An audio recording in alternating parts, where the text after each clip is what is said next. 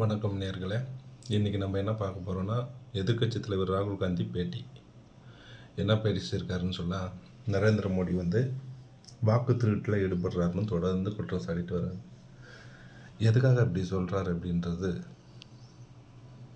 நிரூபிக்கப்படாத உண்மை. ஆனால் அடிக்கடி சொல்லிட்டு வர்றார். நேற்று அது போல் தான் ஒருத்தரோட செல்ஃபோன் நம்பரை மும்பையை சேர்ந்த ஒருத்தர் சொல்லி வாலண்டியாக அந்த ஆள் பேட்டி கொடுக்க வந்துட்டார். என்னோட நம்பரை தவறுதலாக எப்படி என்னோட பர்மிஷன் இல்லாமல் ராகுல் காந்தி என்னோட டீட்டெயில்ஸ் எடுத்தார் அப்படின்னு சொல்லிட்டு அவரும் என்ன சொல்லியிருக்காருன்னா, நான் ஒரு 5 வருஷமாக 4 வருஷமாக எலெக்ஷனுக்கு ஓட்டே போடுறது கிடையாது. ஆனால் என்னோட லிஸ்ட்டை எடுத்து இந்த ஓட்டும் ஏமாற்றிருக்காங்க, இது ஓட்டு விழாத மாதிரி பண்ணியிருக்காங்கன்னு சொல்லி ஏமாத்துறதா அந்த மகாராஷ்டிரா சேர்ந்த மிஸ்ரா சொல்லியிருக்காரு. இதெல்லாம் பார்க்கும்போது என்ன தெரியுதுன்னா, இவங்க தொடர்ந்து 5, 10, 15 வருடம் ஆயிடுச்சு, ஆட்சிக்கு வர முடியல. ஏதாவது சொல்லி ஏதாவது செஞ்சு ஆட்சிக்கு வந்துட முடியுமா அப்படின்னு பார்த்துட்ருக்குறாங்க. ஏன்னா காங்கிரஸ் ஆட்சி செஞ்ச காலத்துலேயும் சரி, ஒரு 15 வருஷத்துக்கு முன்னாடி நீங்கள் பாருங்கள், ஆட்சி அந்த சப்சிடி இந்த சப்சிடின்னு வெளிநாட்டில் பல ஆயிரம் கோடி லட்சம், துபாய், சவுதி அரேபியா அந்த கச்சா எண்ணெய் வாங்கின இடத்துல அவங்க பல லட்சம் கோடியை கடனாக வச்சு 88 லட்சம் கோடி என்ன கடன் வச்சுட்டு இவங்க வாங்கிட்டு இருந்திருக்கிறாங்க 88,000 கோடி. இது மோடி வந்த உடனே ப்ரெஷர் பண்ணியிருக்காங்க, எங்ககிட்ட இருந்து எண்ணெய் வாங்கணும்னா பணத்தை கட்டிட்டு முதல்ல எண்ணெய் வாங்க ஆரம்பிச்சு கடன்கார நாடாக வச்சுட்டாங்க.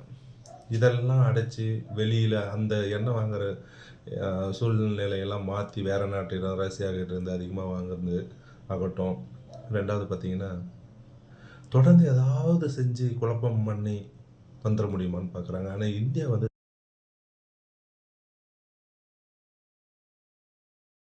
தொடர்ந்து இவங்க நினைக்கிற மாதிரி செய்ய முடியாது.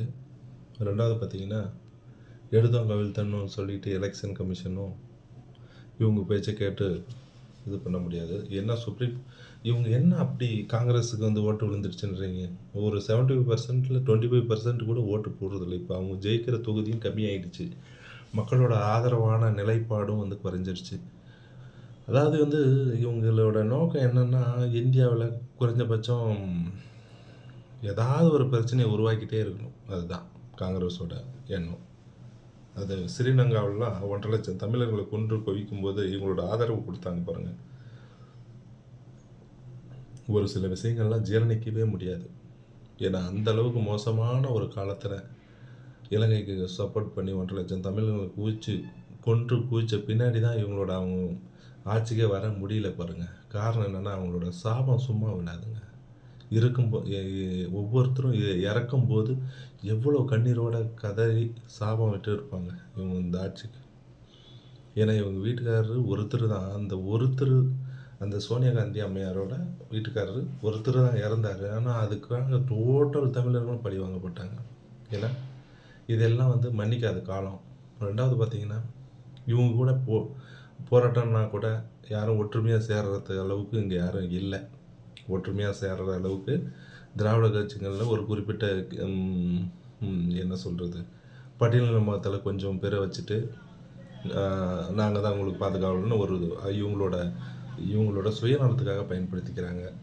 மற்றபடி அவங்களாம் சேஃப்டியாக தான் இருக்காங்க. மோடி ஆட்சியில் எந்த ஒரு சம்பவங்களும், திருட்டு சம்பவம், ஜாதி கலவரங்களும் அதிகமாக இல்லை. நல்லா தான் இருக்காங்க.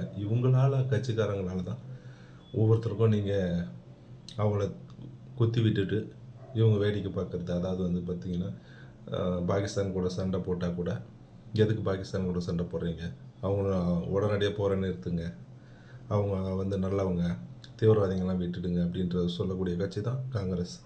ஏன்னா தீவிரவாதிகளுக்கு அடைக்கலம் கொடுக்கறது மட்டும் இல்லாமல் இந்தியாவில் அமைதி நிலவக்கூடாதுன்ற ஒரு எண்ணத்தில் அவங்க வாழ்ந்துட்டு வராங்க.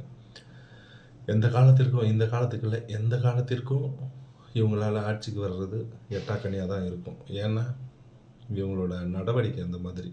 குறிப்பாக ஸ்டாலின் ப்ளஸ் ராகுல் காந்தி ப்ளஸ் மம்தா, இவங்கெல்லாம் ஒரு டீம். என்னென்னா, இப்போ அவ்வளோ 1000 பேசிட்டு ஸ்ரீலங்காலேருந்து வந்த இலங்கை அகதிகளுக்கு இவங்க ஒரு நாள் கூட எங்க தங்குறதுக்கு அகாம்ல தங்க வச்சு அவங்கள கொடுமைப்படுத்தி என்னென்னமோ பண்ணாங்க.